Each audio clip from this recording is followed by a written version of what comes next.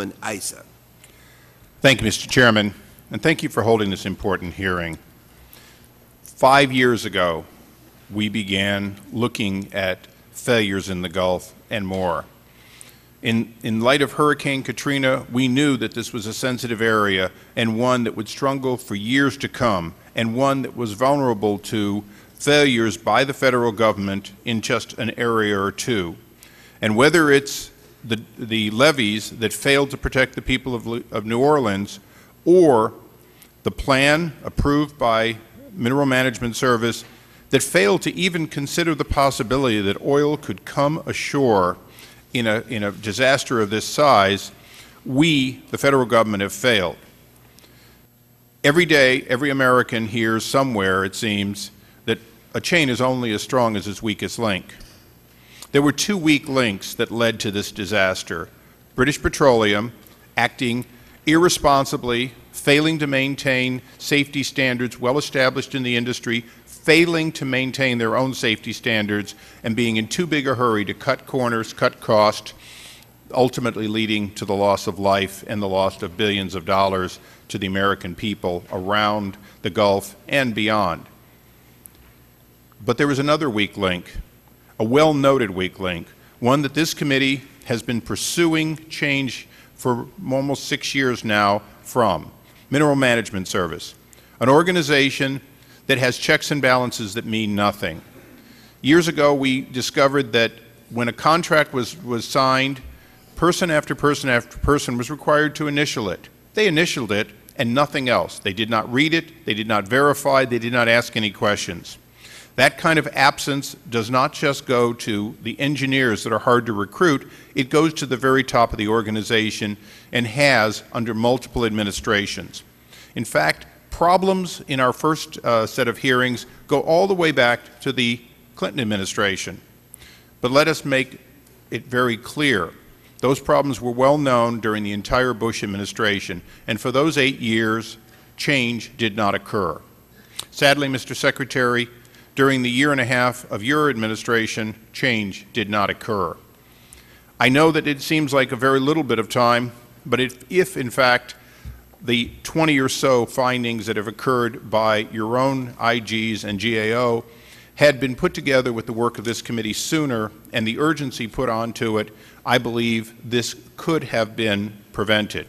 Having said that, we need to look to the future. We need to look to real change in the Mineral Management Service. I personally would not like to see it broken into 3 even smaller parts, but rather have the real focus, either as an independent agency or as one that has a level of clarity to the American people much more similar to the EPA.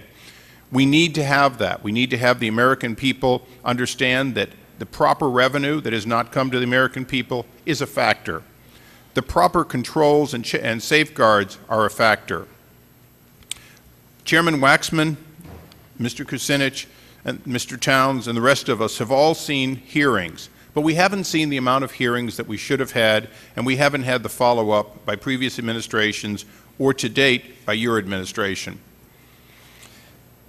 I believe that there are a number of factors that we can deal with today that have to do with the current disaster, with a number of factors including if you will, an overstatement of available resources, an over-reporting of available resources and when they were there, and a number of other areas. Those occurred under your watch. But ultimately, this is the Committee of Oversight and Reform, and it's those published 20 reports that we want to deal with primarily. It's the discovery of documents that will allow us to take a first hand in the reorganization to ensure that when this is over with, we can count on an agency that recruits and trains the kind of second guessers to an oil industry. I think it's important to note that there are many, many, many rigs that have been operated safely and responsibly. It only takes one operating irresponsibly and then a lack of oversight. In fact, to my amazement, the last inspection by Mineral Management Service of this rig before the disaster occurred as required with 2 individuals, 2 being part of the inspection team. That was because there was a requirement to have 2 separate people independently second-guessing each other. To my amazement, of course, it was a father-son team, and in fact, less likely to be independent.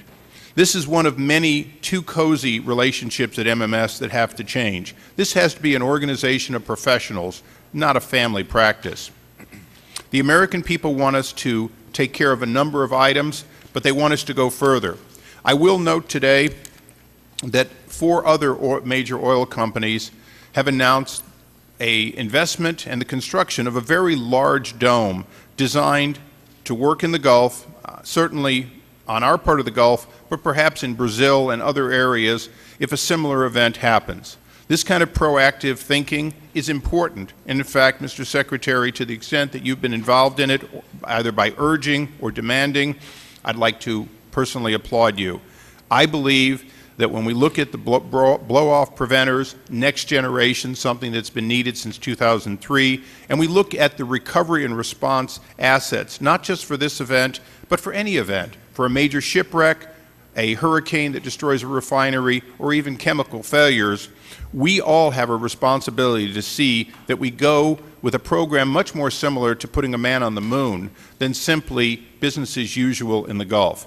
So, Mr. Chairman, I look forward to an extensive hearing today. I look forward to the balance of our discovery, and I look forward to working with you on trying to oversee, over the next couple of years, a real birth of an organization unlike the old MMS and much more like an organization that we can all be assured will keep the good actors doing what they're supposed to and the bad actors altogether out of the business. With that, I yield back the balance of my time.